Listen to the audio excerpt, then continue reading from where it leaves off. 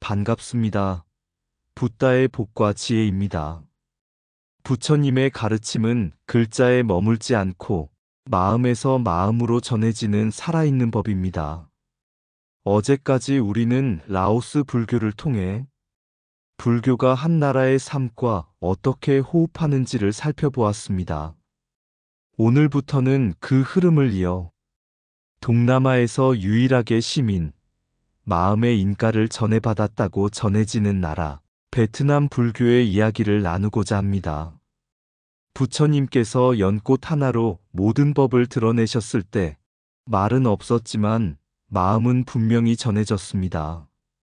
그 마음의 등불이 세대를 건너, 바다를 건너, 국경을 넘어 베트남 땅에까지 이어졌다는 사실은 불교가 단지 종교가 아니라 깨어있음의 전통임을 다시금 일깨워 줍니다.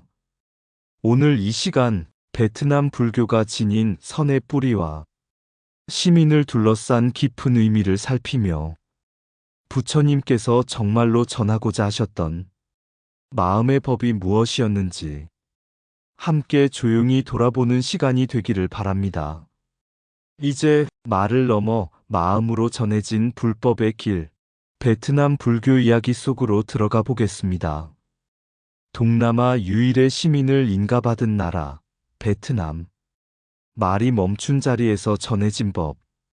오래전 베트남 북쪽의 한 작은 사찰에 한 젊은 수행자가 찾아왔습니다. 그는 중국에서 오랜 세월 경전을 공부했지만 마음 한켠에는 늘 답답함이 남아 있었습니다. 글은 다 읽었는데 왜 마음은 아직도 흔들립니까? 그 질문을 안고 그는 법현 스님이 머물던 법운사를 찾았습니다. 젊은 수행자는 며칠 밤낮으로 경전의 구절을 늘어놓으며 질문을 던졌습니다. 그러나 법현 스님은 좀처럼 대답을 하지 않았습니다. 어느 날 새벽 스님은 아무 말 없이 마당에 떨어진 연잎 하나를 주어 조용히 수행자의 손에 쥐어주었습니다. 그리고는 이렇게 말했습니다. 이 잎이 젖었는가 마른가를 내 마음으로 보아라. 수행자는 순간 말문이 막혔습니다. 젖었다고 말하려는 순간 이내 그것은 생각일 뿐임을 알아차렸고 말을 멈추자 마음이 고요해졌습니다. 그때 설명할 수 없는 평안이 가슴 깊은 곳에서 일어났습니다. 그는 그제서야 깨달았습니다. 부처님의 법은 설명되는 것이 아니라 깨어지는 것이며 전달되는 것이 아니라 이어지는 것임을. 법현 스님은 미소만 지은 채 말했습니다. 부처님께서 가섭에게 전하신 것도 바로 이것이다. 말이 끊긴 자리에 법은 스스로 드러난다. 그날 이후 그 수행자는 더 이상 많은 말을 구하지 않았습니다. 마음이 흐트러질 때마다 연잎 하나를 떠올렸고 그 침묵 속에서 부처님의 가르침은 또렷이 살아났습니다.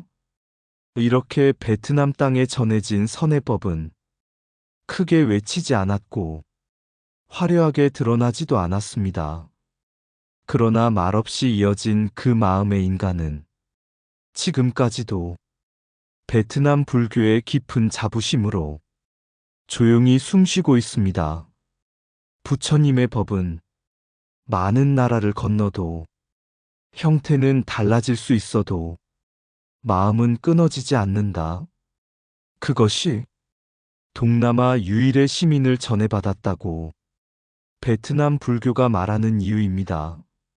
선종이 먼저 뿌리 내린 나라, 베트남. 마음이 먼저 도착한 땅. 6세기 무렵 베트남 땅에는 아직 불교라는 이름조차 낯설던 시절이었습니다. 사람들은 하늘과 땅의 제사를 지냈고 삶의 고단함을 운명으로 받아들이고 있었습니다. 그때 이 땅에 도착한 것은 두터운 경전도 복잡한 교리도 아니었습니다. 먼저 들어온 것은 말이 적고 침묵이 깊은 가르침, 곧 선종이었습니다. 중국 선종 3조 승찬 대사의 법을 이은 법현 스님은 베트남에 와서 이렇게 말하지 않았습니다. 이것이 부처님의 말씀이다. 이것이 옳고 저것은 그르다.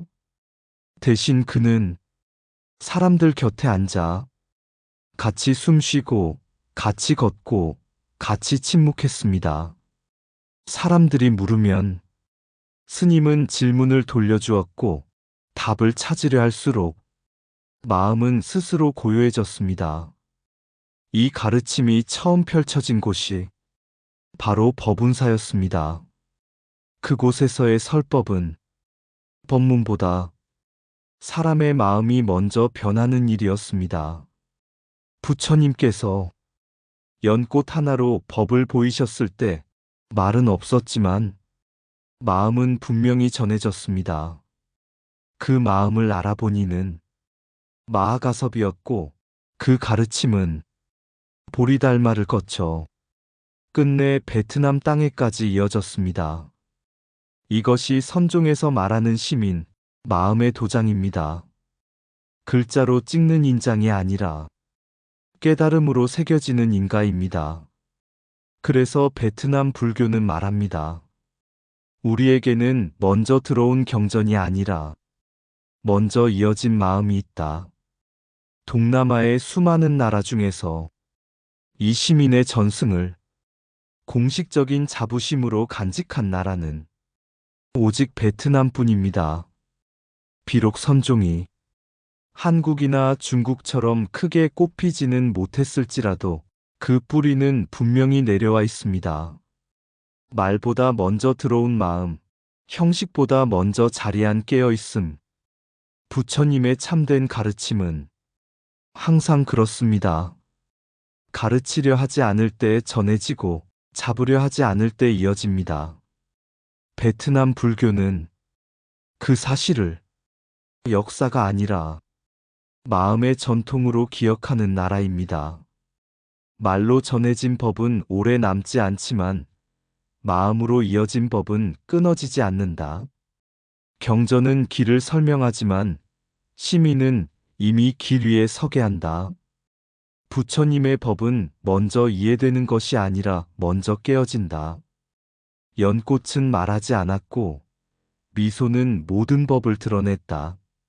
시민은 도장이 아니라 번뇌가 멎은 자리에 새겨진다. 법은 귀로 듣는 것이 아니라 집착이 놓인 순간 스스로 밝아진다.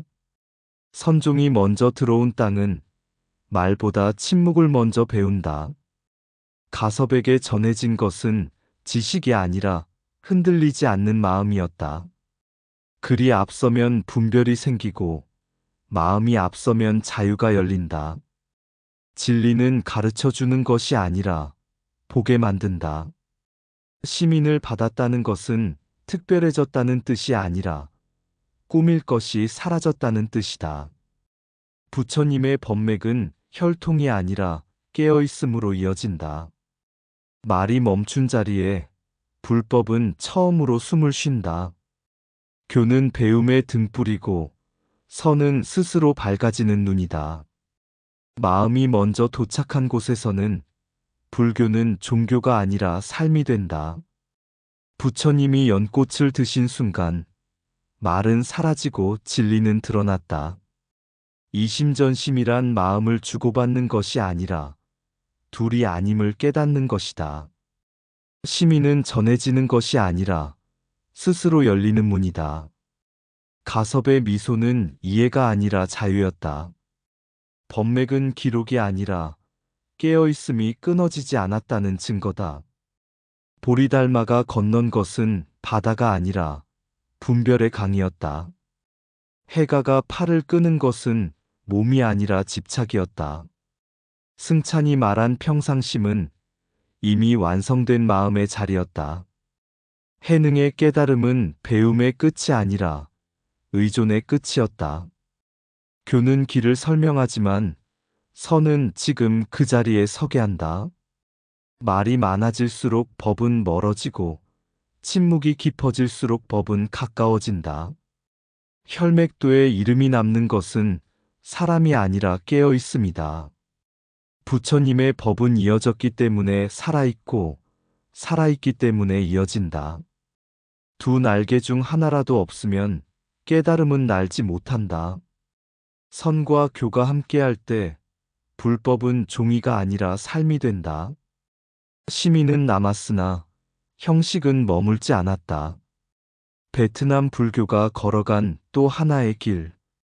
베트남에는 분명히 마음의 법이 전해졌습니다. 법현 스님을 통해 이어진 선의 가르침은 부처님에서 마하가섭으로 보리달마를 거쳐 이 땅에까지 도달했습니다. 그러나 한 가지는 남지 않았습니다. 그것은 선종이라는 이름의 종풍, 곧 제도와 형식으로 굳어진 선의 틀이었습니다. 어떤 이들은 묻습니다. 시민이 전해졌다면 왜 베트남에서는 한국이나 중국처럼 선종이 크게 꼽히지 못했습니까? 이 물음 앞에서 부처님의 가르침은 오히려 고개를 끄덕입니다. 부처님은 말씀하셨습니다. 법마저도 붙들지 말라. 법은 베이지, 머무는 집이 아니기 때문입니다. 베트남 불교는 선을 받아들였지만 그것을 중심에 세워 붙들지 않았습니다. 선은 수행의 한 길이었지 정체성을 독점하는 깃발이 되지 않았습니다. 한국, 중국, 일본에서는 선의 직관성과 국민 정서가 깊이 맞물리며 선종이 하나의 주류가 되었습니다. 짧은 화두, 단호한 결단, 한 번에 꿰뚫는 깨달음이 시대의 호흡과 맞아떨어졌기 때문입니다. 그러나 베트남에서는 삶이 그렇게 단칼로 정리되지 않았습니다. 조용히 흘러가고 겹겹이 쌓이며 여러 길이 함께 공존하는 문화 속에서 선은 하나의 중심이 아니라 여러 수행 중 하나로 남았습니다. 그래서 베트남 불교는 선을 버리지도 않았고 선에 매달리지도 않았습니다. 시민은 간직했지만 그 위에 탑을 쌓지는 않았습니다. 이것은 실패라기보다 또 다른 선택이었을지도 모릅니다. 부처님의 참뜻은 항상 이렇습니다. 형식은 인연 따라 생기고 인연이 닿으면 사라진다. 그러나 깨어있음은 형식이 사라져도 사라지지 않는다. 베트남 불교는 선종을 완성하지 않았지만 선에 집착하지 않는 법을 몸으로 보여준 불교였습니다. 그래서 동남아 불교는 한계이면서 동시에 개성입니다. 크게 드러내지 않았기에, 조용히 오래 남았고 중심을 세우지 않았기에 여러 길을 함께 품을 수 있었습니다. 시민은 남았고 종풍은 흘러갔습니다. 그 침묵 속에서 베트남 불교는 지금도 자기 방식으로 부처님의 길을 걷고 있습니다. 법을 붙드는 순간 법은 이미 짐이 된다. 시민은 남았으나 형식이 사라진 것은 버림이 아니라 자유였다. 깨달음은 제도가 될 때 굳어지고 삶이 될 때 흐른다. 선을 중심에 세우지 않았다고 해서 선이 사라진 것은 아니다. 머물지 않았기에 길은 더 넓어졌다. 부처님의 가르침은 완성되는 것이 아니라 매 순간 새로 작동한다. 법맥을 지키려다 마음을 잃는 것보다 마음을 지키고 법맥을 놓는 것이 낫다.